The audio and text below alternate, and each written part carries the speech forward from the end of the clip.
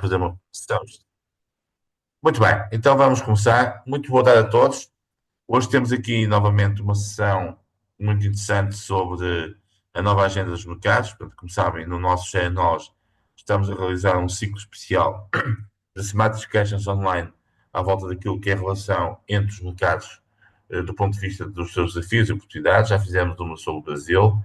Vamos fazer para a semana, já agora, se for possível, dar nota disso. Na próxima segunda vamos ter uma sessão sobre Portugal-Espanha, que é uma sessão também muito interessante, até pelas relações de proximidade e de identidade histórica que existem entre os países. E hoje vamos ter aqui uma sessão de facto muito especial, que tem a ver com dois países que têm relações do ponto de vista histórico e também económico e social há muitos anos, que é o Portugal e o Brasil. Portanto, nós temos aqui hoje connosco um painel que eu considero de luxo, o Rui, que eu conheço há muitos anos, o Rui Boavista Marques, que neste momento é o diretor da ICEP em Berlim, na Alemanha, e também conselheiro económico comercial, e que já esteve noutros sítios e noutras paragens, e que vai assegurar a condução da sessão na primeira parte, falando com os nossos convidados, e depois também apresentando alguns dados sobre os mercados. E temos aqui também dois gestores de referência, o Miguel Franco, que eu conheço há muitos anos, que é o CEO da Schmidt Elevadores, portanto, que é uma empresa familiar que está em Portugal há já muitos anos e que é uma referência do ponto de vista da continuidade que tem conseguido fazer em termos de negócio no nosso país. O Miguel foi já presidente da Câmara de Comércio Luso-Alemã, é também membro da direção da IMAP e também da própria Cecila e também da Associação Comercial do Porto, portanto, é uma pessoa que tem tido uma representação institucional à altura no nosso país, em particular no Norte. E a Patrícia, que é uma gestora no Grupo Valérios, que, como sabem, é um grupo importante do ponto de vista do setor têxtil, que tem crescido imenso nos últimos anos, tem a sua sede em Barcelos, mas tem conseguido fazer, através de aquisições e de consolidações, um trabalho fantástico do ponto de vista da sua formação. Portanto, eu passo a palavra já de imediato ao Rui, depois o Rui irá conduzir a sessão e depois teremos a discussão. Muito obrigado, Rui, Miguel e Patrícia. Muito obrigado. Jaime, boa tarde a todos. Em primeiro lugar, agradecer em particular ao Jaime o convite. Muito obrigado. Tenho de deixar claro que, enfim, estou aqui como cidadão, membro deste grupo cívico informal do WhatsApp e não como delegado da ICEP na Alemanha.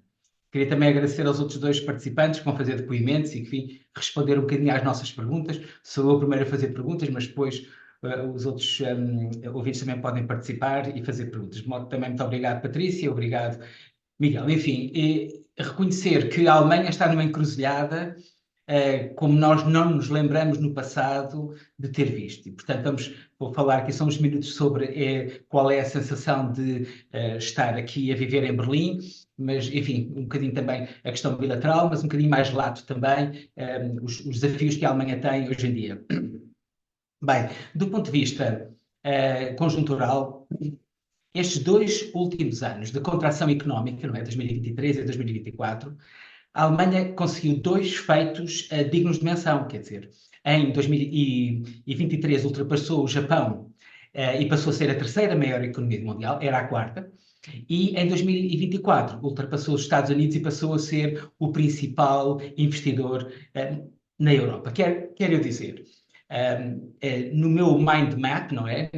Nas minhas lista de preocupações sobre a Alemanha, é evidente, há uma vintena de palavras no mind map, quer dizer, há aquelas alemãs todas de Ostpolitik, de Zeitenwende, de Bremsen, Schuldenbremse, tecnologia industrial, mas a palavra-chave que está no meio desse mapa mental é resiliência. E é um bocadinho isto que eu queria realçar aqui. A sociedade alemã tornou-se mais resiliente do que nós muitas vezes julgamos. E é, na minha opinião, a economia alemã também mais resiliente do que às vezes nós estimamos. E vamos primeiro ao primeiro ponto que eu queria deixar claro, que é a questão estritamente bilateral, Portugal-Alemanha. Foi também, nestes 2 anos de contração económica, e não sabemos se este vai ser um terceiro, esperemos que não, mas foi também nestes 2 anos de contração económica que Portugal tem os maiores sucessos comerciais. No ano passado, a Alemanha ultrapassa a França e tornou-se o segundo maior mercado de exportação de bens, logo a seguir à Espanha.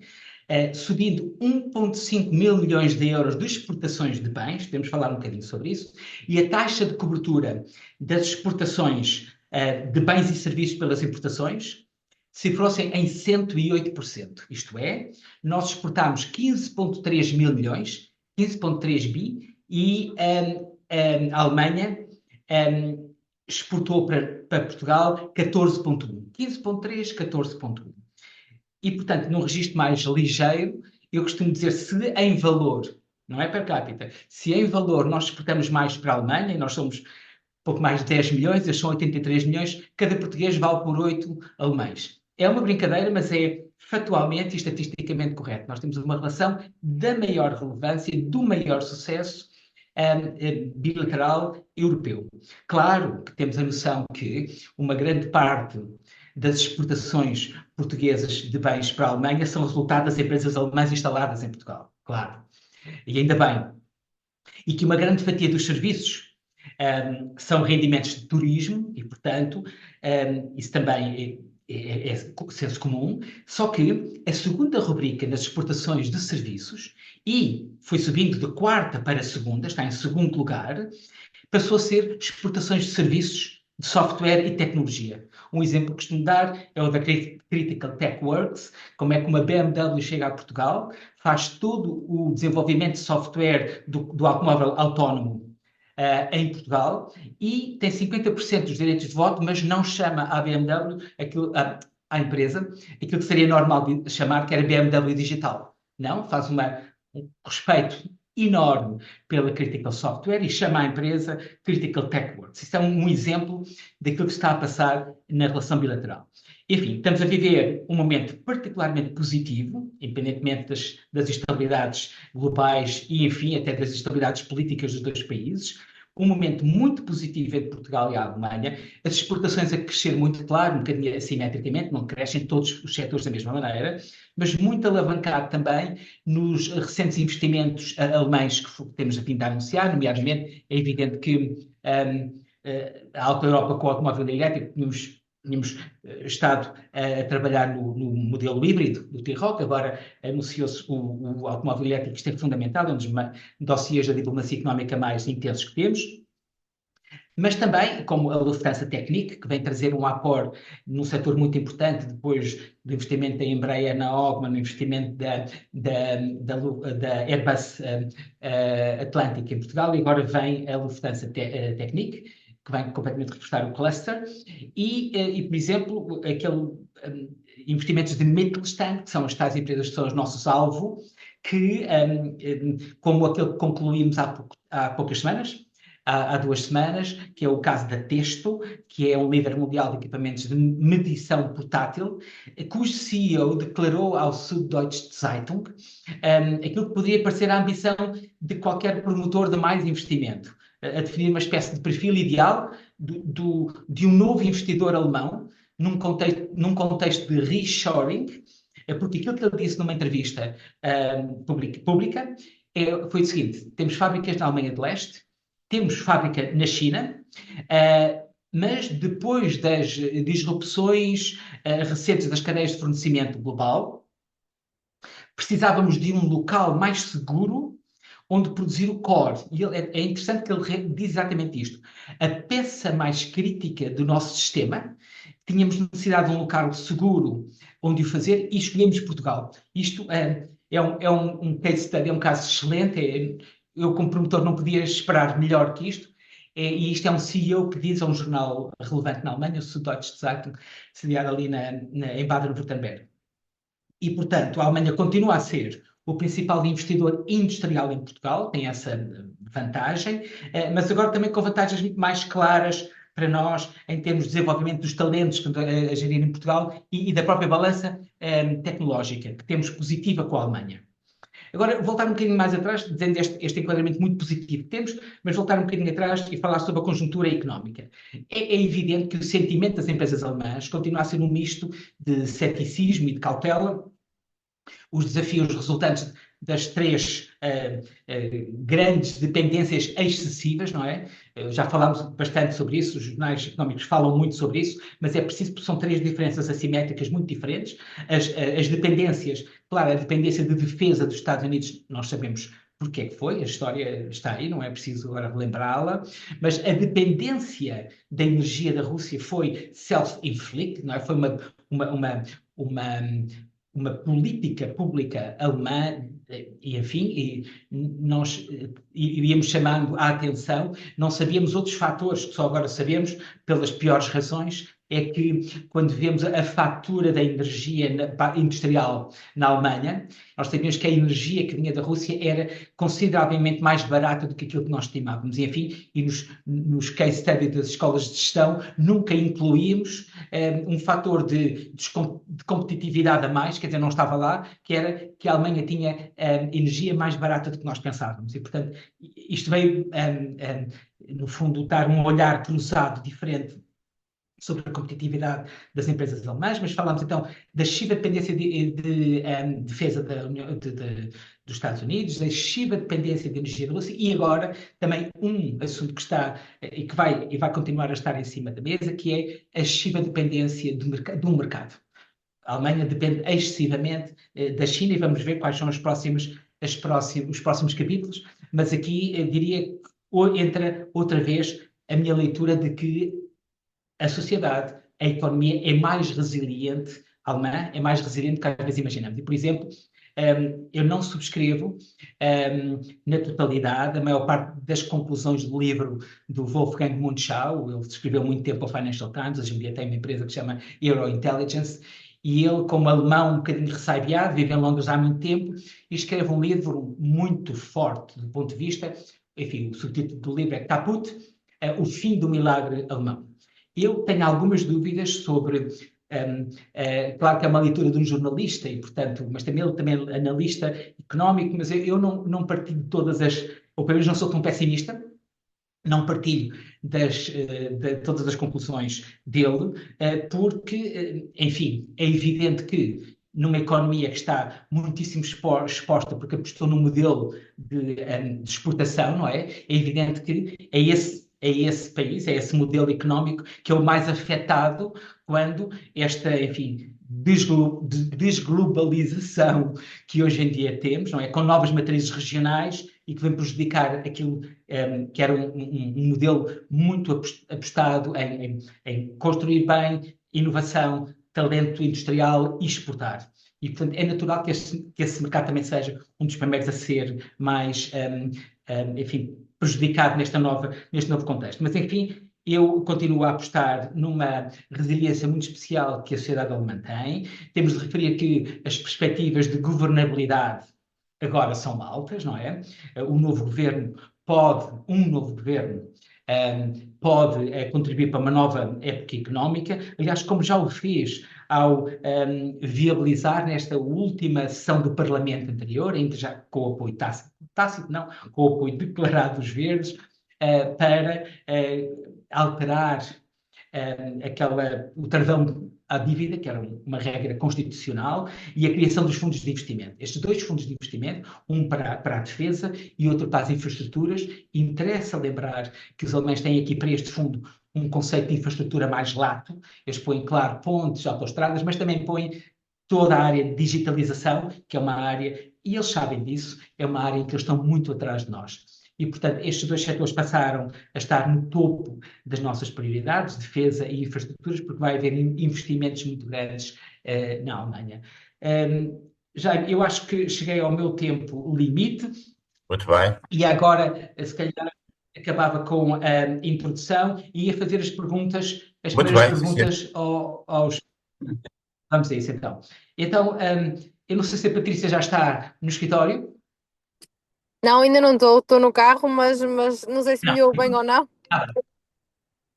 Estamos a ouvir muito bem, mas primeiro eu começo pelo Miguel e depois Pronto, eu já também lá vou vamos mais ou então. menos Até 5 já. minutos, por isso até já. Está ótimo, até já então. Mas então eu começava por perguntar ao Miguel, aliás, fazia ao Miguel duas perguntas. A primeira é evidente que é a experiência de uma empresa de matriz, não é? Uma empresa alemã em Portugal, não é? Que se instala em Portugal e depois tem de desenvolver um caso de sucesso como aquele que tem. Um bocadinho isso. enfim, eventuais choques de cultura, eventuais métricas diferentes no fundo, de intrusão na sociedade empresarial, mas depois também de crescimento. E, portanto, essa questão, uma empresa de matriz alemã a operar em Portugal, um bocadinho do histórico, e depois também há uma coisa que eu gostava muito de saber, que é evidente que há empresas alemãs que se conseguem entrosar depois na rede de fornecimento interno, fazem parte da rede de empresas na Alemanha dessa marca, no fundo, e eu gostava de saber se a Schmidt também tem essa valência, ou por acaso pode não ter, mas acho interessante essa questão. E o Miguel tem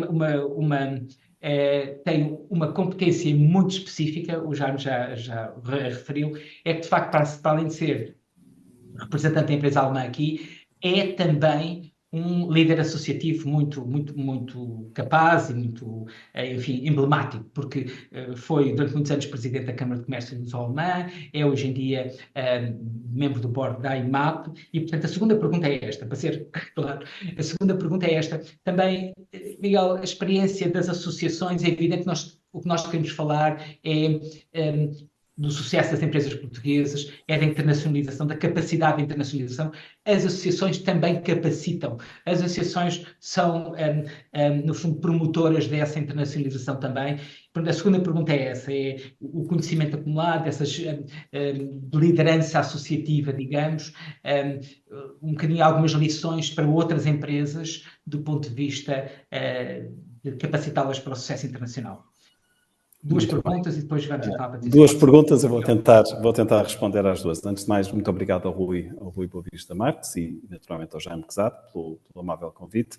Também cumprimentar a Patrícia Ferreira e aproveitar naturalmente para cumprimentar todos os nossos espectadores. Naturalmente com muito gosto e prazer que aqui estou, e gostaria ainda de dar os parabéns ao Jaime por mais esta iniciativa, que eu diria que é um serviço público que está a prestar ao nosso país.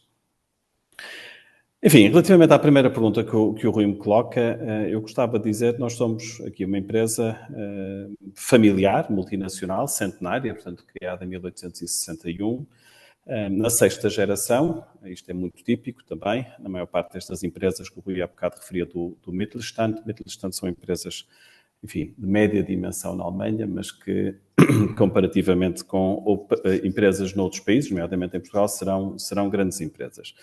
A empresa está 100% na mão da família Schmidt, desde a sua fundação. Temos mais de 2.000 colaboradores no grupo todo e tem operações na Alemanha, Áustria, República Checa e também em Portugal.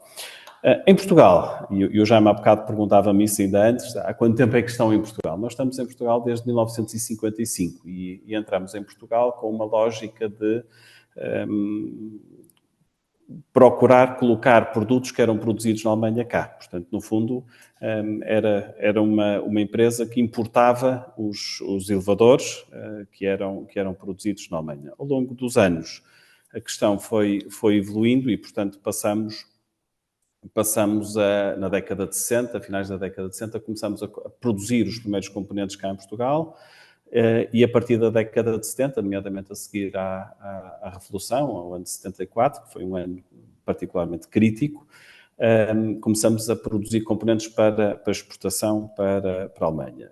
No final dos anos 80 do século passado, começamos a produzir elevadores completos para as restantes empresas do grupo e depois, no final da década de 80, com a queda do muro, com a abertura da Alemanha de Leste, o mercado cresceu brutalmente e, portanto, tivemos aqui um boost nas exportações. E foi na altura também fizemos aqui um investimento muito grande, duplicamos, no fundo, as nossas unidades de produção. Temos atualmente 2 unidades de produção também cá em Portugal, que, entretanto, se tornaram as mais importantes dentro do grupo ao longo destes anos.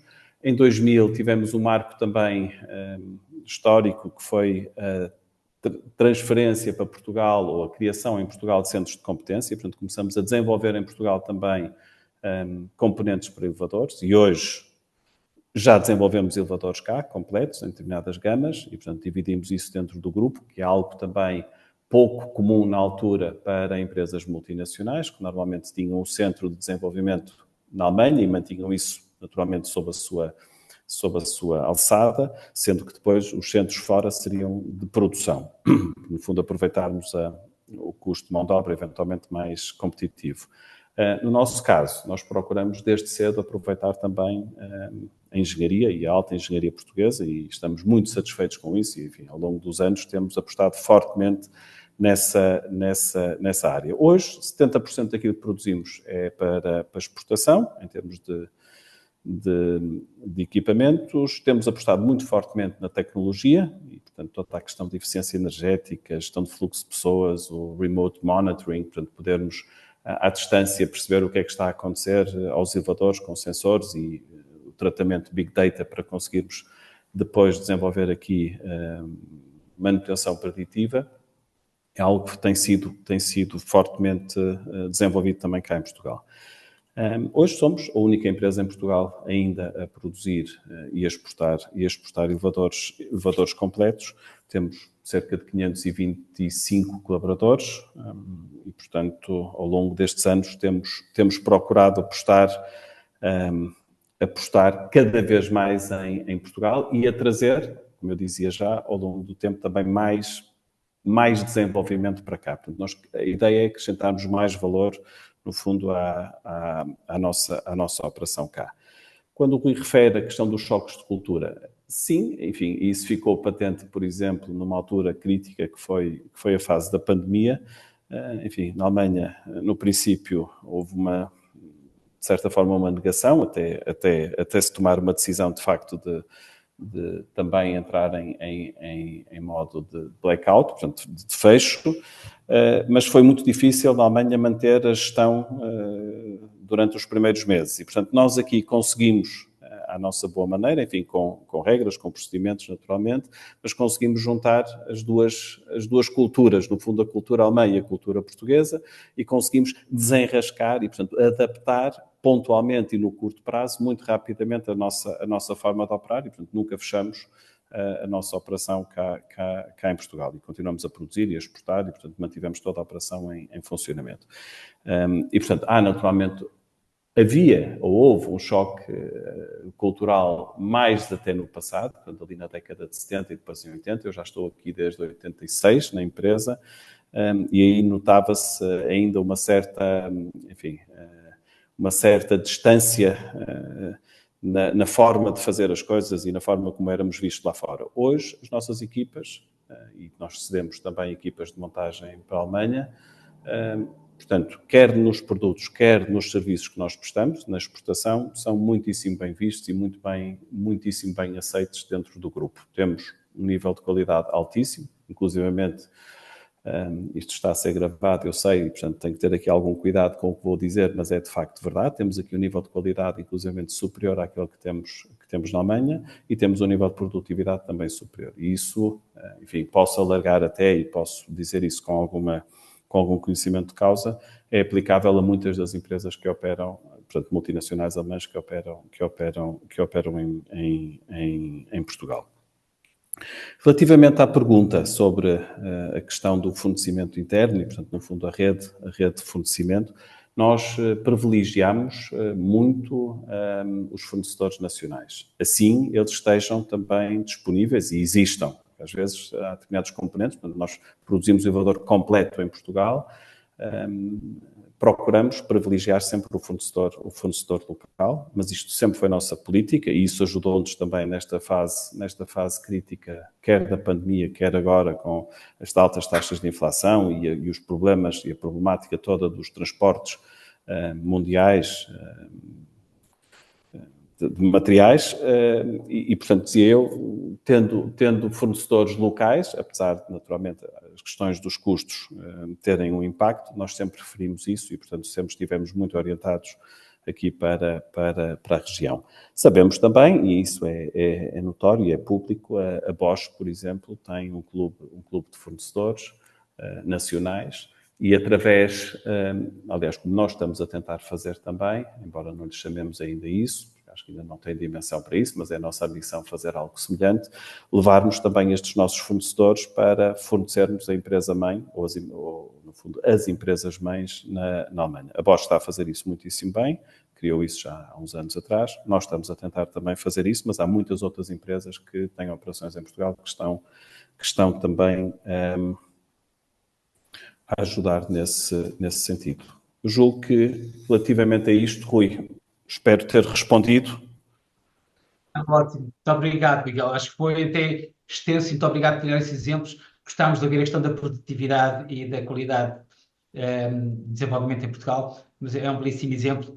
Obrigado. Agora, se fosse possível, a segunda pergunta, porque acho que E é a muito para as segunda outras pergunta, empresas exatamente, também. sobre a questão das recomendações. Enfim, como disseram, eu fui Presidente da Câmara de Comércio, com muito gosto, e tivemos a oportunidade, e também com o Rui, de levarmos e de colocarmos Portugal no radar da feira mais importante do mundo, na área industrial, que é a Nova Messa, e, portanto, Portugal foi país parceiro nesse ano. Isto é uma questão que nos deve encher de orgulho, é pormos aquilo que sabemos e aquilo que tínhamos de muito bom no radar do mundo, não só da Alemanha, mas do mundo, sendo que ou que também há uma componente política, e, portanto, estas questões são decididas ao mais alto nível, e naquela altura pela própria chanceler e pelo governo português, do Dr. António Costa, e, portanto, houve aqui um trabalho muito forte entre os dois governos também para que Portugal fosse país parceiro. Nós, Câmara, juntamente com a AICEP e com a IMAP, montamos aqui uma operação e levamos mais de 120 empresas a estarem presentes neste palco e nesta feira internacional. E, portanto,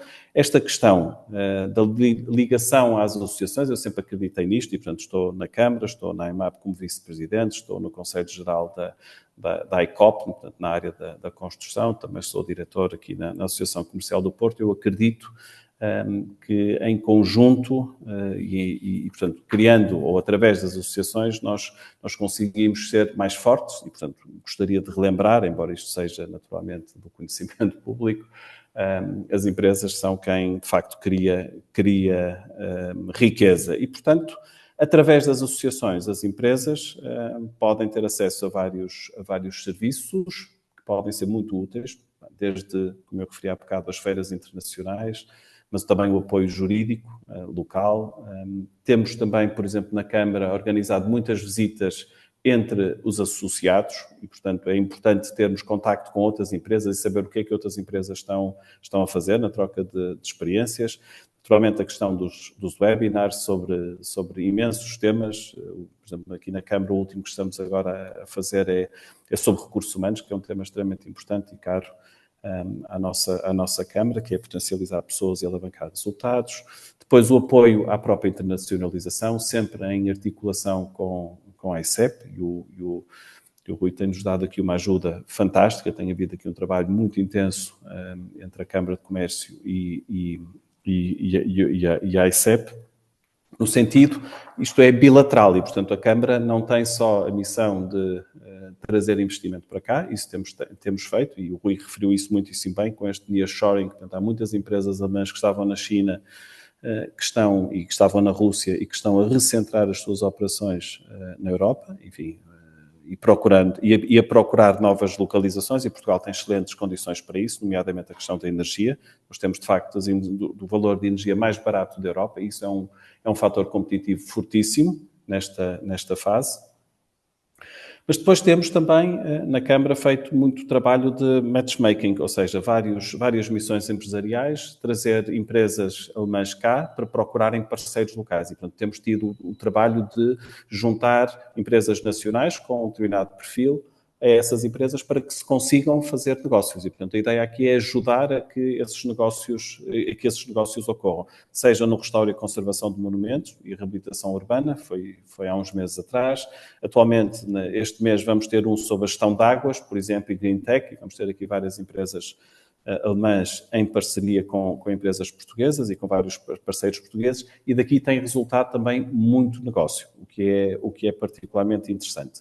Uma questão também, e isto tanto é aplicável à Câmara como, por exemplo, à IMAP também, é a questão da formação profissional. Portanto, nós temos apostado muito fortemente na Câmara, e vou começar primeiro pela Câmara, através da Escola Dual, na formação para jovens. Portanto, são cursos técnicos, seja de eletrónica, automação, mas também, por exemplo, técnico de cozinha e pastelaria. Portanto, nós temos 3 escolas profissionais, ou 3 Sim, 3 escolas no país todo. A do Algarve está dedicada principalmente à questão da hotelaria. E, portanto, na lógica alemã do sistema dual, portanto, os jovens passam 3 dias por semana numa empresa, onde fazem um estágio profissional e têm 2 dias de aulas a partir do 10º ano até o 12º. Na IMAP, para além de tudo o que eu referi, a importância de estarmos numa associação e aquilo que uma associação nos pode ajudar, independentemente da questão, naturalmente, que eu já referi, das feiras e do apoio que a IMAP dá às empresas que estão nas diferentes feiras, também a questão dos estudos setoriais, o acesso ao Sem Fim, que é o Centro de Formação Profissional da Indústria Metalúrgica e Metalomecânica, mas também ao CATIM, que é, no fundo, um laboratório tecnológico de apoio à indústria metalomecânica e onde fazemos, por exemplo, ensaios e certificação de produtos para depois poderem ser vendidos para todo o mundo, bem como estudos de eficiência energética e questões de sustentabilidade e ambiente. Também a IMAP, eu já referi isso. Temos aqui depois também tempo para... ok. Não, é só muito para bem. termos aqui... E, portanto, aquilo que eu posso dizer, só resumindo então muito rapidamente, é associem-se. Acho que há vários serviços aqui que podem ajudar e, acima de tudo, é uma forma também de, em conjunto, conseguirmos vender lá fora aquilo que se faz bem em Portugal. E há aqui, e continua a haver um certo receio de vendermos lá fora aquilo que fazemos bem. E, portanto, temos que ir em conjunto, estar sistematicamente lá fora também e procurar, e o Rui falou nisso também, com estes pacotes agora de investimento em infraestruturas e em defesa, há aqui imensas oportunidades para empresas nacionais. A queda da indústria automóvel naturalmente afetou algumas das empresas fornecedoras da IMAP, mas há aqui uma oportunidade na defesa, na indústria de defesa, para compensar eventualmente essas perdas. Rui. Obrigado, Miguel. Depois, no fim, também há uma outra hipótese, claro, que deve haver perguntas dos outros participantes e, portanto, vamos deixar um bocadinho também ser mais generosos com esse tempo. Muito obrigado, Miguel. Eu acho que foi um belíssimo exemplo, porque ficámos com a ideia do perfil do empresário, mas do líder associativo, da importância, por exemplo, da empresa da Schmidt Elevadores em Portugal e da capacidade exportadora que essas empresas alemãs também têm, e depois mais dados sobre as empresas e essa capacidade de entrosamento entre as valências associativas e as mais-valias que as empresas podem tirar. Muito obrigado. Foi completo. Foi um pacote completo. Muitíssimo obrigado, Miguel. E agora íamos fazer uma ou duas perguntas à Patrícia. Boa tarde. A Valérios tem, evidentemente, larga experiência internacional, o que é sempre importante valorizar, certo? A pergunta hoje é mais, claro, como é que a Alemanha se enquadra no vosso mapa mundi, não é? De exportações e de internacionalização, claro, e se fosse possível apresentar um bocadinho esse mapa mundo de internacionalização e a Alemanha em particular, enfim, alguma coisa que fosse um desafio diferente ou dificuldades ou desafios, mas no fundo a experiência da empresa em si. Esta é a primeira pergunta. A segunda era mais, porque nós viemos assistir nos últimos anos, não sei exatamente quantificar quantos, mas acho que é real e qualifico, por favor, esta expressão. Nos últimos anos, a Valérios cresceu para aspectos que nós, se calhar, até nem sequer tínhamos pensado antes. A Valérios, hoje em dia, é um benchmark, uma referência do ponto de vista do relacionamento com os clientes, criou um conceito específico ao Valérios 360 e, portanto, queria, se fosse possível, dissociar um bocadinho as duas perguntas. A primeira, mais o posicionamento internacional e a Alemanha, como é que lá entra, e depois uma coisa um bocadinho mais interna, como é que faz essas boas práticas, como é que uma empresa neste setor consegue desenvolver boas práticas para ser referenciada como uma verdadeira referência do setor. Pode ser, Patrícia? Sim. Olá, Rui, muito boa tarde e agradeço desde já o convite. É um prazer estar aqui neste meeting convosco. Jaime, igualmente, e cumprimento o Miguel e toda a gente que está aqui hoje. Sim, a Valérios é uma empresa têxtil já desde 1987 e o nosso core business é a exportação de peças. A questão é que nós estamos aqui situados na região de Barcelos e só para terem uma ideia, 87% da região de Barcelos é uma indústria têxtil. Por isso, se vierem aqui a Barcelos, vocês vão andar quase em Paços de Ferreira aos móveis, aqui em Barcelos é igualzinho relativamente às têxteis. E aquilo que sentimos é, ok, nós não podemos ser só mais um. Foi este o pensamento desde que vemos vindo a crescer o grupo e desde que vimos a desenvolver, foi isto que sentimos. Nós não podemos continuar a ser um cliente vem, bate à porta e é mais um. E as duas perguntas até não estão dissociadas, porque na realidade a nossa exigência e o nosso grau de exigência tem vindo a aumentar e como nós exportamos 99%, há alguns países que são os vanguardistas e que nos impulsionam a estar cientes da inovação, na parte da sustentabilidade. Por isso, na realidade, as duas perguntas estão efetivamente conectadas. Dentro da exportação, a Alemanha representa cerca de 15% do nosso volume de faturação. Está maioritariamente na parte do Jersey e na parte do Intimates, porque na realidade as empresas vinham já até ter aqui alguma estrutura em Portugal e deixaram de ter, e nós passamos a assumir essas produções. Mas na realidade a Alemanha incitou-nos a ter um grau de exigência e um grau de elevada produções on time, certificações, toda uma série de questões que nos levou a conduzir a empresa a um grau de exigência ao mais alto nível e a desenvolver ferramentas que nos permitissem crescer e crescer com eles, porque na realidade uma empresa alemã quando vem produzir connosco, e estamos a falar de empresas com dimensões sustentáveis, consideráveis, chegam e é logo, vocês têm todas as certificações de produto, todas as certificações da empresa, não colocam uma encomenda sem certificar toda a cadeia produtiva, sem verificar se têm todas as condições. E desde 2020, aquilo que temos sentido e por aquilo que também temos sendo procurados, é pela parte da sustentabilidade, e entra aqui então o processo da Baleares 360, que foi um investimento que nós fizemos em 2017, que nos custou cerca de 25 milhões de euros, foi criar um centro de reciclagem em Portugal. Na realidade, em 2017, quando fizemos isto, acharam vocês são maluquinhos, não se falava em sustentabilidade, não se falava em reciclagem, então acharam que nós éramos maluquinhos. Quando nós chegámos a 2020, nós estávamos a achar que nós éramos maluquinhos também, na realidade, porque os clientes diziam, ai não, agora não quero nada disso, isto aí, enquanto não é uma obrigatoriedade, eu não quero.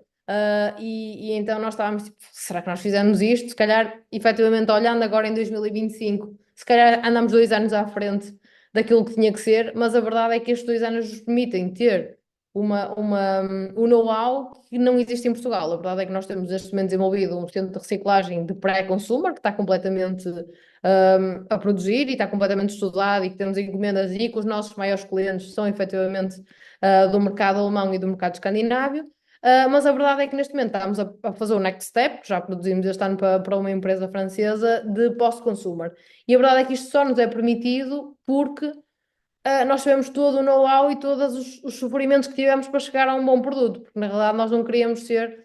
Reciclagem têxtil existe há 20 anos, a questão é que a reciclagem têxtil que existe é reciclagem para colocar nos isolamentos das casas, e a nossa ideia não, nós não queremos fazer mais uma coisa destas, aquilo que queremos é pegar efetivamente naquilo que são os nossos desperdícios de corte, que são muitos, nós só internamente temos 500 toneladas de desperdício de corte anual. Só nós internamente, por isso em Portugal e possivelmente em Marrocos, porque muitas empresas também produzem em Marrocos, temos milhões de quilos só em desperdício de corte, nem sequer estamos a falar em peças já usadas, estamos a falar em peças, em partes que sobram sempre que fazemos uma produção. E nós estamos a pegar nisso e a transformar novamente em matéria-prima, mas de maneira a que as pessoas, consumidor final, olhem para as duas peças e que a diferença seja mínima. Este é que é o challenge, é conseguir que na realidade a pessoa não compre porque acha, isto é reciclado, tem pior qualidade. Não, nós temos que assegurar, por isso é que às vezes as pessoas querem chegar ao 100% do reciclado e nós dizemos, não vamos fazer 100% porque a sustentabilidade não é só referente ao produto, a sustentabilidade é referente à longevidade da peça. E se nós colocarmos 100% de reciclado, as fibras são mais curtas e o que vai acontecer é que o produto vai ter menos lavagem ou menos qualidade. Por isso não nos interessa chegar aos 100%, interessa-nos chegar aqui a um equilíbrio em que nós podemos poupar 50% dos recursos que estamos a usar material que já existe e os outros 50% incorporamos matéria-prima virgem, mas que na realidade vai dar uma sustentabilidade à peça em termos de longo prazo. Por isso, montamos esta parte da Blast 360 e isto tem sido efetivamente aquilo que nos representa e aquilo que nós sentimos que quando falam da Valeiros e quando falam da Blast 360 têm como imagem que somos uma empresa que tem todas as certificações, que tem, pronto, tem uma produção e uma resposta rápida, que é uma coisa que também são os procurados, porque na realidade temos toda a estrutura verticalizada, o que nos permite uma agilidade muito maior e na realidade hoje em dia o mercado mudou, enquanto no passado se produzia 20 mil peças de um artigo, neste momento o que fazemos é produzirmos 300 e andamos sempre a fazer 300. Isto, claro, o que é que nos leva? Leva-nos a uma menor eficiência, então o que é que nós temos de ter? Temos que ter máquinas preparadas para atingir menos quantidade de matéria-prima, temos de ter linhas mais pequenas, porque na realidade os modelos são mais pequenos, e temos que nos adaptar e agir, e nós temos sempre a mesma política, não interessa se são 300 peças, se são 40 mil peças, nós temos que entregar no mesmo timing.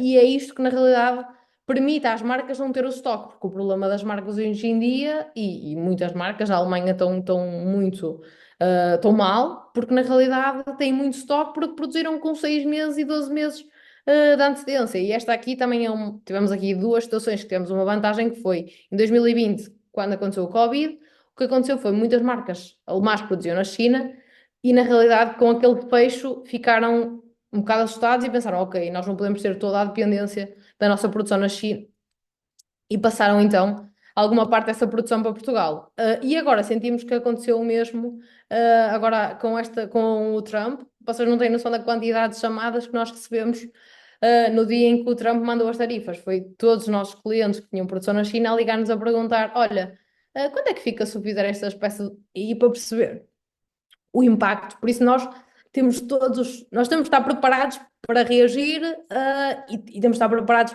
para o mundo e para as adversidades do mundo, porque o que hoje é certo, amanhã não é. E vai haver sempre fatores externos que nós não podemos controlar e que podem ser bons ou que podem ser maus, não é? Pronto, então ó, nós também temos a Valeiros Marrocos e agora conseguimos fazer direto para os Estados Unidos através de Marrocos e não ter que pagar taxas, não é? Pronto, era toda uma série de questões que foram levantadas que até então não eram tema. Por isso eu acho que, pronto, que nós temos é que ter uma estrutura e pronto, e nós temos uma estrutura que está a trabalhar para hoje, que é o que estou a trabalhar para as encomendas, e temos uma estrutura que é na Valeiros Hub, que está efetivamente a ver projetos futuros, a perceber estes mecanismos e a tentar perceber o que é que existe no mercado para conseguir efetivamente estarmos sempre na vanguarda daquilo que possa existir e que possa ser uma oportunidade para nós. Obrigado, Patrícia. Acho que foi uma boa interligação das duas perguntas, mas de facto foi interessante ouvir que vocês são pioneiros e que continuam a fazer dessa liderança em inovação, vantagens comerciais depois nos contratos firmados.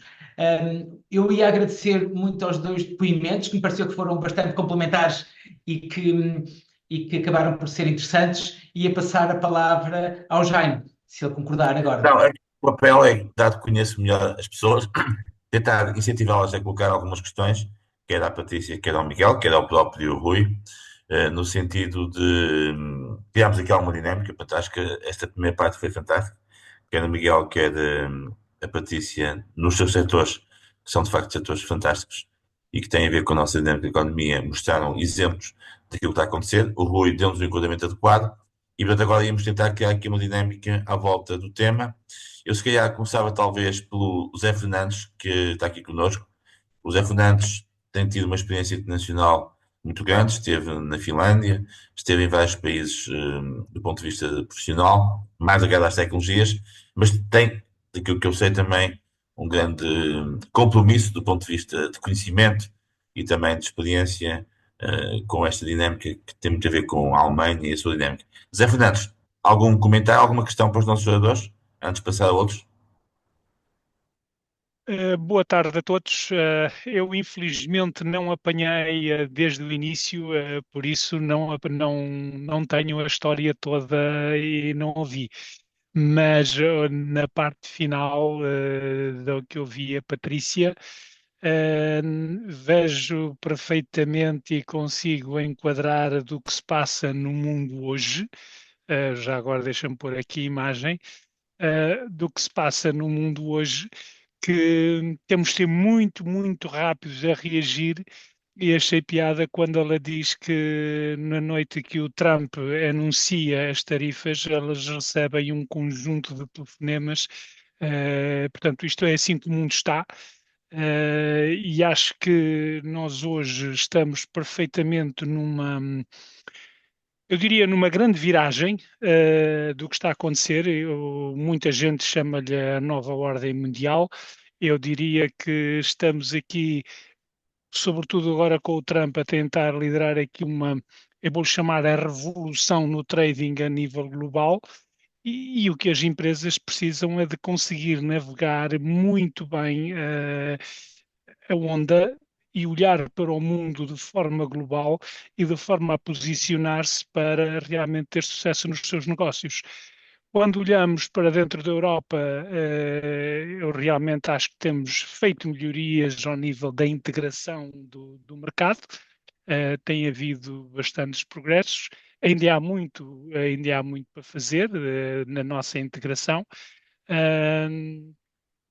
E as empresas têm conseguido navegar isso bem, e nesta dicotomia agora, digamos, o que é que as empresas fazem ao nível do país e ao nível da União e a nível internacional, é fundamental articularem-se muito bem.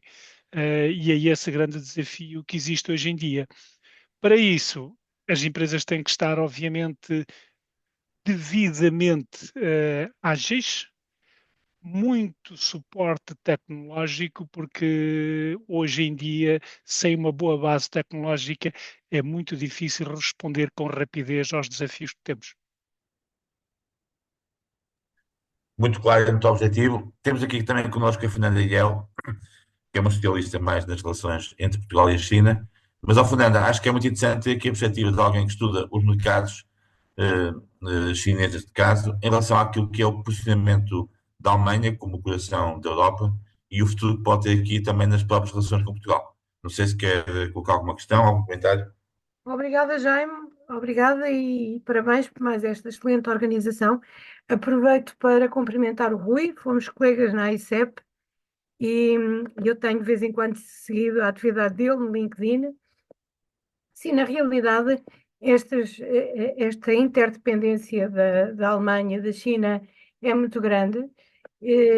Aliás, eu estava aqui a ver um trabalho da Merix sobre as empresas alemãs na China, e há vários posicionamentos. Há empresas, há uma que, pelos vistos, existiu, que é a Metro, mas depois é outras que estão a aprofundar, como a BASF, e há outras que estão a manter, a fazer o hedging com os Estados Unidos e com outros mercados, e outras que estão, de certa forma, a tentar manter, mas aprofundando. É preciso ver que há empresas alemãs, como a Volkswagen e a BMW, por exemplo, que têm 20 a 30% do seu volume de vendas no mercado chinês e têm fábricas na China. Portanto, o problema agora é cada vez menos a concorrência entre países e a concorrência entre cadeias de valor. Portanto, o que é que estamos a ver é que os líderes das cadeias de valor têm constantemente uma preocupação de manter essa liderança, portanto, têm que manter simultaneamente os clientes e têm que manter os seus clusters de produção. E, por exemplo, a China é responsável por 28,5% do total da produção industrial mundial. A Alemanha é cerca de 5%. O que está montado na China não se desmembra de um momento para o outro e não vai para outros sítios, porque não é possível reconstruir de um momento para o outro. Progressivamente algumas coisas vão mudando, mas não é algo que se possa mudar. Muita gente, por exemplo, olha para a Índia e diz que a Índia pode ser uma alternativa à China. Sim, com o tempo pode, mas a Índia apenas produz 2% da produção industrial mundial. Portanto, quantos anos vai levar para chegar a um nível de competitividade com a China? E porquê é que se vê isto? Porque a China foi adquirindo o know-how tecnológico destas cadeias de valor. Não, também não é por acaso que a China hoje começa a ser líder em automóveis. Foi porque teve estes anos todos a aprender com as empresas que lá investiram. E o que é que fez? Não ficou só para aprender, deu um salto em frente. Portanto, elas próprias, empresas chinesas, aparecem agora como concorrentes em lideranças de cadeias de valor. E o que a Europa penso que poderá tentar fazer é atrair algumas dessas cadeias de valor para a Europa, nomeadamente a Geely já fez isso, investiu na Suécia, a Chery está a investir na Espanha, a BMW, a BYD também vai investir, também está a fazer investimentos. Portanto, eu penso que a nossa dificuldade muitas vezes é que nós continuamos a ver o mundo da concorrência em termos de país, quando ele é cada vez mais em termos de cadeias de valor e de lideranças de cadeias de valor. Portanto, uma empresa que se quer posicionar na vanguarda tem que integrar uma cadeia de valor de vanguarda, seja ela europeia, alemã, chinesa ou o que for. Portanto, essa é uma visão muito dinâmica, que exige rapidez e existe inovação. Porque onde quer que esteja uma inovação, essas cadeias de valor vão apanhar, vão tentar integrar. Portanto, esse é o grande desafio, efetivamente, da nossa indústria. E a China não vai desistir, porque toda a política chinesa é no sentido de manter e reforçar a sua posição como líder mundial na indústria. Muito bem. Sim, senhor. E mais uma nota. Temos aqui uma questão do Manuel, já agora. Manuel, quer que eu colocar esta questão diretamente? Está bem, eu fiquei curioso que, boa tarde a todos, Boa tarde. que o Miguel referiu que o que distinguia a empresa dele relativamente à questão da produtividade e da qualidade. Aquilo que se ouve é que esse é precisamente o problema da generalidade das empresas, a baixa competitividade, que resulta do facto de nós termos uma produtividade baixa. E fiquei com curiosidade em perceber porque é que no caso da Schmidt, é diferente. O que é que vocês conseguiram fazer porque eu acho que isso é um exemplo que eu acho que devíamos tentar que as empresas portuguesas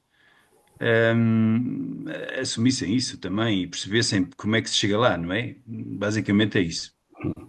Enfim, isto é uma pergunta de Muito bem. resposta. Miguel, eu gosto que passava, portanto, começávamos com o Miguel, pela Patrícia e depois passamos ao Rui também, está bem? Miguel. É? Ok. É uma pergunta interessante e um bocadinho complexa de responder. Enfim, o professor Alberto Castro falava sempre e fala, e enfim, é um dos temas preferidos dele Mas também. agora, ao Miguel, dá nota que o professor Alberto Castro não está cá hoje porque ele teve um exame médico e atrasou-se imenso e pede desculpa não ter estado, mandou mensagem agora. Ok. Sobre a questão da qualidade da gestão. E, portanto, eu começaria talvez por aí.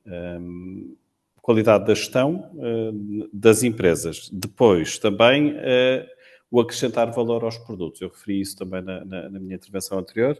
A problemática de acrescentarmos valor no desenvolvimento de novos produtos e também com... enfim, o acrescentar de serviços adicionais que os nossos clientes procuram. E quando competimos, e repare, isto é transversal à maior parte das empresas, da maior parte das empresas alemãs que estão a operar em Portugal. Conseguem, trazendo naturalmente métodos e metodologias e formas de fazer eventualmente mais avançadas para Portugal, juntamente com a grande capacidade e criatividade dos colaboradores portugueses, e no fundo nós temos aqui uma força de trabalho muitíssimo bem preparada e muitíssimo bem qualificada, embora também tenhamos que investir fortemente, e as empresas têm que o fazer cá, porque o sistema, eu há bocado referi o sistema profissional, nem sempre nos dá aquilo que nós precisamos, e portanto também temos que fazer o trabalho interno, mas esta conjugação de uma boa qualidade de gestão com excelentes colaboradores leva naturalmente a que se consigam níveis de produtividade e aumentos de produtividade anuais muito interessantes. E por isso é que empresas como uma Bosch, como uma Continental, por exemplo, ou como uma Leica, continuam a investir ano após ano em Portugal, e como nós também, enfim, na nossa escala. Não sei se respondi, mas enfim, é uma pergunta difícil. Aquilo que as empresas portuguesas podem aprender é um bocadinho esta questão da profissionalização da gestão também, mas sem tirar, eu quando estou a dizer isto, não estou a tirar mérito às empresas. Têm que olhar, de facto, e falou-se aqui em cadeias de valor, temos que ver onde é que nós nos integramos, enquanto empresas portuguesas, nesta cadeia de valor e como é que conseguimos vender, e isto leva-me àquele tema que eu referi há bocado também, como é que nós conseguimos vender melhor aquilo que nós sabemos fazer bem. Muitas vezes O nosso principal problema é, lá fora, não sabermos ou não termos a capacidade para vender e para mostrar quão bons somos. E somos bons, de facto, em muitas coisas que fazemos. E quando nos descobrem, enfim, a coisa começa a funcionar. Enfim, e na indústria metalomecânica vê-se muito isso, como fornecedores de componentes, de subcontratação, por exemplo, é fortíssimo. E há muitas empresas a fazerem um trabalho fantástico nessa área. Foram descobertas, enfim, eu não digo por acaso, porque há aqui um trabalho que as empresas fizeram, mas foi com algum receio e lá está, as associações podem ajudar a que as empresas em conjunto façam este trabalho de uma forma muito mais eficiente e portanto, e eficaz lá fora. Bem, Muito obrigado. Patrícia. Aqui a indústria têxtil eu acho que é um bocadinho diferente, mas acho também, pronto, não sei, eu acho que é uma indústria mais pobre e que temos mais competitividade, então aquilo que pelo menos nós temos vivido é que efetivamente nós temos níveis de produtividade a nível de têxtil que são muito bons, nós estamos a falar que nós estamos em cerca de 80%, o que é muito bom, mas a Turquia também está no mesmo nível de produtividade que nós. E sendo que tem salários que são 3 vezes mais baixos que o nosso, o que é que vai acontecer é que nós deixamos de ser competitivos. Se eles têm a mesma qualidade, a mesma produtividade, e no final de contas podemos andar aqui a achar que somos os melhores, mas na realidade, se abrirmos horizontes, que às vezes é preciso, e formos lá, vamos perceber que eles têm coisas que estão ao nível da nossa qualidade. E por isso nós temos que pensar, ok, não vai ser pela produtividade, porque nós já estamos numa produtividade que é comparável à deles, e não vai ser, e temos os salários a crescer, e os nossos salários são 3 vezes o deles, por isso não vai ser aqui que nós vamos ter a competitividade. Aquilo que nós fizemos e o que vai acontecer, e aquilo que eu acho que vai acontecer em Portugal relativamente à indústria têxtil, é que nós vamos deixar de ter indústria. Hoje em dia não temos pessoas a quererem entrar para a indústria, as pessoas não querem trabalhar 8 horas sentadas numa máquina, e aquilo que fizemos foi, ok, temos que fazer aquilo que a Itália e que a Espanha fez, que é passar a indústria para Marrocos. Eles passaram para Portugal, a Alemanha passou para Portugal, e nós agora estamos a passá-la, porque a indústria têxtil é uma indústria mais pobre, está a passá-las para Marrocos. E então aquilo que nós achamos que vai acontecer é que em Portugal vai ficar a parte do desenvolvimento, vai ficar a parte daquilo que seja pequenas séries, coisas que na realidade sejam precisas as pessoas mais na parte do cérebro, e depois a parte da produção propriamente dita nós vamos ter que externalizar em Marrocos, porque os salários vão continuar a subir e os nossos clientes não estão dispostos a assumir. Nós continuamos a ter os mesmos encargos, os clientes não querem assumir a diferença de preço porque não acreditam que o cliente final consiga absorver esta diferença de preço. E quando isso acontece, nós temos um problema, porque não conseguimos chegar ao preço. Quando passamos para Marrocos, a diferença de produtividade comparativamente com Portugal é de 30% a 50% mais baixa que a nossa. E começámos com 50%, neste momento estamos com 30% devido a um esforço da nossa parte para efetivamente melhorar, porque eles não balanceiam as linhas, eles efetivamente metem uma pessoa para cada operação, só para terem uma ideia, para eles é o que está certo, depois tem que ser um processo de trabalhar, mas o que acontece é que eles, mesmo sendo 50% menos improdutivos que nós, como têm salários que são 3 vezes mais baixos que o nosso, o preço de fazer em Marrocos, mais o transporte que nós temos que acrescentar ao custo, é mais barato. E os nossos clientes, às vezes, nós achávamos que não, isso foi uma dor, mas às vezes os nossos clientes trocam Portugal por Marrocos por 5 cêntimos. Por isso nós temos mesmo que abrir o nosso mindset e achar que, pelo menos da nossa perspectiva, que nós vamos manter as coisas todas em Portugal e que vai se manter tudo o mesmo. Não vai acontecer. Nós temos que perceber que temos que, se calhar, importar a matéria-prima da China, porque eles, efetivamente, são muito bons a fazer a matéria-prima. Temos que produzir em Marrocos e vamos ter que manter aqui a estrutura de produção. Por isso, acho que nós não temos uma má produtividade, porque ela é boa dentro dos níveis, mas os nossos salários e todas as coisas que estão envolvidas não nos permitem ser competitivos para trabalhar para esses mercados. E pronto, é a minha opinião. Muito bem. Rui, quer fazer algum comentário em relação a estas notas também dos nossos participantes? 2 notas muito curtas. Nós trabalhamos no negócio de atrair investimento, não é? Na profissão de atrair investimento, somos muito sensíveis à questão dos reinvestimentos. É mais fácil ter um reinvestimento do que um novo investidor, não é? Se pudéssemos comparar assim, de maneira simples. E, portanto, ouvir do Miguel é muito bom, às vezes até é mais simbólico ouvir de um alemão, e é impressionante a avaliação das empresas alemãs em Portugal e a capacidade que elas têm de reinvestir em Portugal. E, portanto, quem reinveste valida exatamente esse binómio de qualidade versus produtividade, e é incansavelmente, inúmeras vezes que nós ouvimos os investidores alemães a validar, no fundo, esta equação que temos em Portugal. E, portanto, muito curto, só para dizer que, de facto, na questão dos reinvestimentos, prova-se que eles preferem reinvestir em Portugal do que ir para outros locais. Uma nota só no final sobre a China. Obrigado. Fernanda, conhecemos há muito tempo. A China vista de Portugal é completamente diferente da China vista da Alemanha. Há uma parceria muito grande entre a Alemanha e a China que nós às vezes nos esquecemos. Não é só a nível de políticas públicas. Eu agora vou exagerar um bocadinho, mas a Angela Merkel foi mais vezes, mas duas, por um fator de 2, 3 vezes ou 4, mais vezes à China por ano do que o Macron ou que os outros líderes europeus. Há um entrosamento muito grande, às vezes maior do que nós imaginamos, entre a indústria e as economias alemã e chinesa. E isso é um caso ímpar, é um caso único, que se destaca, e às vezes temos de pensar nisso um bocadinho. Eu gosto, às vezes, eu leio sempre o estudo do mérito, estive a ver a mesma tabela que a Fernanda estava a mencionar, e as cores de saída da métrica é vermelho, e depois do etching, e depois do verde. As empresas industriais mantêm-se na China porque têm cadeias de abastecimento que valorizam lá também. Porque são um bocadinho estas duas notas sobre a valorização das cadeias de fornecimento, mas também da qualidade do ambiente, do pacote total social, que os alemães valorizam muito em Portugal. Muito bem. Nós temos aqui também alguns economistas. Temos aqui connosco o Miguel Henriques, portanto, que é um conhecido economista, também professor da Católica e na Faculdade de Economia noutros tempos. Miguel, quer fazer algum comentário, alguma questão aos nossos jogadores? Miguel, não sei se está a ouvir. Estou a ouvir, sim, peço desculpa, mas estava aqui com os comandos trocados. Boa tarde a todos, cumprimentar toda a gente, em especial o meu amigo Miguel Franco, que conheço há muitos anos e que tenho seguido a carreira dele e gostei muito de o ouvir falar. É muito interessante, eu acho que é muito interessante, quer as intervenções que fizeram, quer a análise do caso alemão e da indústria alemã em Portugal. Lembro-me que, porque é um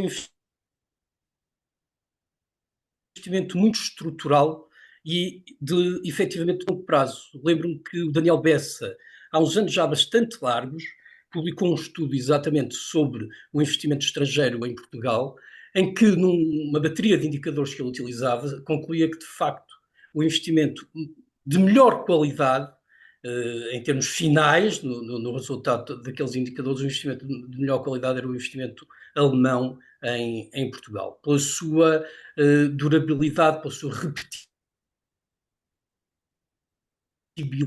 pelo o incremento do investimento e pela perspectiva de longo prazo que as empresas tinham quando decidiam investir em Portugal. E pela prática de gestão, e que de alguma forma, e foi uma questão aqui levantada também relativamente à produtividade, e que de alguma forma também acabava por refletir-se em empresas nacionais de setores do mesmo setor daquelas em que as empresas alemãs investiam e acabava por ter então uma externalidade positiva na qualidade da gestão das empresas portuguesas. Bom, mais limitada do que aquilo que seria desejável em relação ao que o colega há bocado dizia, que eu obviamente também partilho. Claro que a produtividade aqui, e agora um bocadinho no sentido contrário do que a Patrícia estava a falar, mas indo de encontro ao fator que a Patrícia introduziu, a produtividade aqui há de ser medida em termos de euros, em termos de valor, e não propriamente de output, de quantidade por unidade de tempo, e portanto há de ser quantidade e produção por unidade de custo, imagino eu. E aqui os custos em Portugal ainda assim tenderão a ser mais baratos que os custos de outras unidades que essas empresas alemãs tenham, nomeadamente em casa, dentro da própria Alemanha. Portanto, eu penso que isso isso será um fator também decisivo. Não tenho grande contributo a dar, eu trabalho muito na área das energias renováveis, e um dia hei de falar com o Rui para perceber de que forma é que, e se há alguma forma é que poderá haver abertura de parcerias com empresas alemãs nesta área, porque é extraordinário, mas não há muito tempo, hoje não é assim certamente, mas não há muito tempo a Alemanha era o maior produtor de energia solar no mundo, quando, enfim, em termos de número de horas solares, na Alemanha sabemos certamente que não está no pelotão da frente. Portanto, é um país, Muito mais bem. uma vez, sempre fez um Sim, investimento Sr. muito Miguel. Excelente. Nós temos aqui também o Zé Elias Freitas, que trabalhou muitos anos na Comissão Europeia e, portanto, acompanhou muito o tema dos clusters e da competitividade europeia. Zé Elias, quer fazer algum comentário, alguma questão, a partir da sua experiência, a partir de Bruxelas, há alguns anos, em relação a esta relação Portugal-Espanha, Portugal-Alemanha, peço desculpa. Está a Boa tarde ouvir? a todos. Muito prazer em saudar o nosso grupo e as pessoas deste debate, e o Jaime em particular. Ah, ah, de facto, a questão do desenvolvimento da indústria em Portugal, penso eu, tem a ver com a capacidade que vamos ter ou não vamos ter de conseguir trazer parcerias empresariais europeias para dentro do país.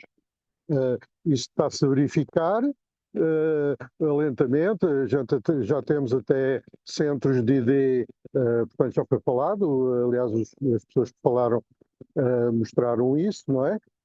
Simplesmente seria preciso, penso eu, dar um efeito de escala sistémico a esse processo.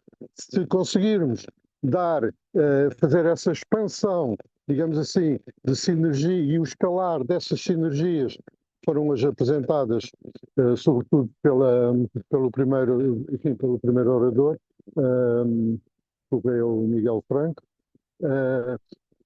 e também a Patrícia da empresa. Claro, tudo isso, desculpa, eu não recordo agora o apelido da Patrícia, mas já Cavaleiros. vou ver qual é, peço desculpa. Não tem mal. Portanto, o que está em causa, agora só estou a tentar falar um pouco do nosso ponto de vista, não é? Do ponto de vista de Portugal, do desenvolvimento da indústria em Portugal e da economia em Portugal, sem termos um efeito expansionista, explosivo, digamos assim, de sinergias entre as empresas portuguesas e as empresas europeias, nós não conseguimos sair desta armadilha dos salários baixos, etc., e da baixa produtividade. Portanto, é claro que isso arrasta a inovação, obviamente, e a criação de valor. Como também estamos a atravessar uma fase de revolução tecnológica brutal, não é? Incluindo a história da economia verde e a história da inteligência artificial, nós temos aí os ingredientes, e por facto de sermos cada vez mais europeus, temos os ingredientes a funcionar a nosso favor. A Alemanha é, de facto, um parceiro excelente, pela experiência que nos é chegada, não é? E pela experiência de hoje, porque é, de facto, um parceiro que aposta nas empresas, aposta na estabilidade e no aprofundamento das suas próprias empresas e das parcerias que faz. Portanto, a Alemanha é, de facto, um elemento fundamental para nós conseguirmos o desidrato de termos cá, de facto, uma explosão de parcerias europeias. Acho que é isso que eu posso dizer. Obrigado. Pronto, e antes de passarmos à nota final dos nossos dois jogadores, temos aqui também, isto hoje está a ser uma discussão muito focada também nos temas económicos, tem muito a ver com a relação Portugal-Alemanha. O Rui Pedras é uma pessoa que tem uma experiência muito grande na área financeira e, portanto, foi administrador de vários bancos e acompanha muito o tema do financiamento. Rui, não sei se quer fazer algum comentário ou alguma nota relativamente ao papel do capital nestas questões. Porque nós temos agora o Banco de Fomento em Portugal, temos o exemplo do Banco de Fomento alemão, que é considerado uma referência em termos de financiamento às empresas. Como é que vê o papel do capital do financiamento neste tema? E depois eu passo aos nossos oradores para concluírem em termos de nota final. Oi. Oi, não sei se está a ouvir. Estamos aqui com Rui Pedras. Não está a ouvir? Muito bem. Pronto, parece que estamos aqui com um problema de conectividade, às vezes acontece. É pena porque o Rui Pedras trazia-nos aqui a perspectiva do capital e do financiamento. Rui, mais uma alternativa. Não nos está a ouvir? Pronto, muito bem. Pronto, então eu passava se calhar agora à Patrícia, ao Miguel e o Rui encerrava, está bem? Muito obrigado. Sim, eu acho que no geral aquilo que falámos aqui foi que Portugal tenho a certeza que irá continuar e a reforçar as ligações com a Alemanha, uma vez que eles nos veem com olhos de efetivamente um país com qualidade, com produtividade, com uma resposta rápida e que lhes permite, do outro lado, também terem sucesso. Por isso, eu acho que nós só temos que continuar a gerir e a estar atentos e a estar em cima do mercado e efetivamente dar resposta. E tenho a certeza que é possível aumentar a taxa das exportações com a Alemanha. Eu, por acaso, até neste contexto fui ver, representa 0,65%, Portugal comparativo para a Alemanha. Por isso temos aqui uma taxa de crescimento muito acentuada e que será possível e que eu sinto que efetivamente existem muitas outras marcas que nos têm procurado, porque elas têm muito esta questão da sustentabilidade e muito esta questão de estarem na vanguarda, e que certamente irão iniciar a produção em Portugal e depois, quando perceberem os nossos standards, irão manter e de certeza absoluta que a indústria têxtil também irá prosperar com a Alemanha nos próximos anos. E parabéns, Patrícia, pelo trabalho fantástico que o vosso grupo tem feito em termos de crescimento e de consolidação e de aposta também nas novas gerações nesse trabalho. Acho que a Patrícia é o exemplo disso, né? Muito bem. Passava ao Miguel e depois passava ao Rui também. Miguel. Muito obrigado. De facto, eu gostava de reforçar aquilo que o Rui disse há bocadinho, relativamente também à exportação de serviços a partir de Portugal. Ele referiu a questão da BMW TechWorks, que de facto foi um marco decisivo em Portugal nesta área do software na indústria automóvel, mas eu gostava de referir que há mais duas marcas, pelo menos alemãs, que estão cá presentes também. A Volkswagen Digital Solutions, que está também em força, e mais recentemente a Mercedes AO, que criou em Lisboa e agora em Braga mais um centro de desenvolvimento de software. Dá nota ao Miguel que a gestora da Mercedes está no nosso grupo, que é a Silvia Beckman, ok? Portanto, Exatamente, que é fantástica, eu adoro, pessoa conhecida, e tem feito um trabalho notável, para dar dimensão e, no fundo, enfim, manter essa parte a funcionar. Isto só para dizer que é possível também trazer ou atrair empresas em áreas que não seriam imediatamente, ou que não estariam imediatamente no radar. Depois referir também e relembrar que há aqui oportunidades muito grandes, fruto desta questão do investimento na infraestrutura. Aliás, o Rui referiu isso no princípio e eu gostava de reforçar isso. Nos pacotes de investimento que a Alemanha tem agora e vão acelerar agora com a tomada de posse do novo governo, quer na infraestrutura, quer na questão da defesa. Isso é fundamental para compensar a perda de alguns contratos na área da indústria automóvel e, portanto, para empresas na área da indústria metalomecânica. Toda esta questão do nearshoring, que o Rui e a ICEP têm feito aí um trabalho também muito bom, muito notável, na tentativa de aproveitar a desglobalização, se quisermos, que está infelizmente a acontecer, fruto de numerosas intervenções, nomeadamente do Trump, que temos falado, mas não só, mas também o fecho da própria China. Há aqui oportunidades para Portugal e que nós devíamos tentar aproveitar. Finalmente, a questão de sabermos vender Portugal lá fora e, portanto, haver aqui enfim, um trabalho mais forte. Isto era uma recomendação que eu faria também, e tenho feito isso, e o Rui sabe, junto à ICEP, mas também junto à IMAP, etc. Aliás, a IMAP criou a marca Metal Portugal, exatamente para tentar, quando vamos às feiras no mundo, aparecermos como Metal Portugal, e, portanto, haver aqui algo que identifique Portugal. Independentemente das empresas que estejam, há aqui uma marca, há aqui um chapéu por cima que dá força, no fundo, ao país e a tudo o que vem do nosso país.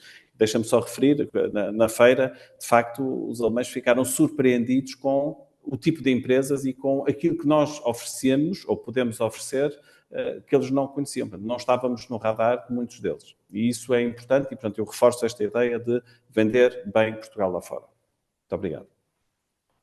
Bem, e para terminar, last but not least, como costuma dizer, o Rui, está bem? Eu queria agradecer os contributos e as sugestões ótimas. Não quero esquecer do Miguel Henrique e iremos ter uma conversa de follow-up. Muito obrigado. Duas notas muito rápidas. De facto, é provável, com estas três grandes operações da BMW, da Mercedes-Benz e da Volkswagen Digital Solutions, que o estudo que a BDI, a Confederação da Indústria Alemã, está a fazer, mas que já enunciou num pequeno texto, dizia que provavelmente o maior centro de desenvolvimento alemão fora da Alemanha é em Portugal. E isto, para um alemão mesmo da indústria automóvel, vai ser uma surpresa, porque naturalmente é evidente que a expansão, o alargamento a leste foi um jardim de oportunidades para a Alemanha, se pudéssemos dizer assim. Há aqui um entrosamento muito grande entre a Alemanha e todos os países do leste, e se calhar se perguntássemos a muitos industriais e mesmo conhecedores da indústria automóvel alemã, se calhar muitos diziam que o maior centro de desenvolvimento de software automóvel alemão fora da Alemanha estaria num destes países, mas não, eventualmente está em Portugal. Portanto, este é um fenómeno relativamente novo e que vale a pena enfatizar como caso de sucesso da relação Portugal-Alemanha. E depois só vos queria lembrar a minha palavra-chave, a minha palavra preferida do meu mapa mental, que é a resiliência. A indústria alemã, eu estou convencido que a indústria alemã e a economia alemã, pelos valores que têm, há uma implementação de palavras que são gratas para nós, mas que a Alemanha tem uma implementação diferente, que é compromisso e consenso. Isso vê-se nas coligações políticas, como se vê nas negociações com o Mitbestimmung, que é ter um membro de um sindicato no Conselho de Administração, no Executivo, para todas as empresas com mais de 200 trabalhadores. Há aqui toda um relacionamento diferente com um equilíbrio social, e eu acho que mantém a Alemanha num nível de resiliência muito importante. Eu deixava e acabaria com esta palavra, se fosse possível. Muito bem, estava a agradecer. navio de cruzeiros, era só para... Acho que estamos aqui com um problema de... Ok. Gostava de agradecer ao Rui pela coordenação da sessão, ao Miguel e à Patrícia pelas perspectivas que nos trouxeram em relação à visão que tem das suas empresas e do mercado. O Miguel, obviamente, com uma experiência enorme em relação ao mercado alemão, a Patrícia também com uma experiência mais recente, mas também muito importante. E, portanto, foi uma sessão interessante. A gravação vai ser partilhada como é habitual. E dá nota de que na próxima segunda teremos uma sessão idêntica a esta, sobre Portugal-Espanha, mas foi uma sessão muito interessante. Acho que tivemos aqui, de facto, temas muito atuais. Acho que a questão dos centros de competência que foram referidos pelo Miguel e reforçados pelo Rui são, de facto, absolutamente interessantes. Eu conheço, em particular, o da Mercedes, já estive também no da Volkswagen, aqui há uns anos, e acho que são, de facto, exemplos muito interessantes. Uma nota sobre aquilo que a Patrícia disse relativamente à questão da indústria. Acho que temos que ser otimistas e ter aqui uma perspectiva, de certa forma, mais tranquila relativamente àquilo que possa ser o futuro da indústria em Portugal. É verdade que, de facto, a competitividade da indústria passa por momentos difíceis, e a Patrícia referiu isso bem, por causa dos custos do platô de trabalho, da concorrência de outros mercados, mas pronto, acho que a relação entre Portugal e a Alemanha é um bom exemplo nessa matéria. Rui, muito obrigado por ter ajudado a coordenar esta sessão. Estamos em rede e em contacto, e em breve nos vemos, está bem? Continuação a todos, boa semana.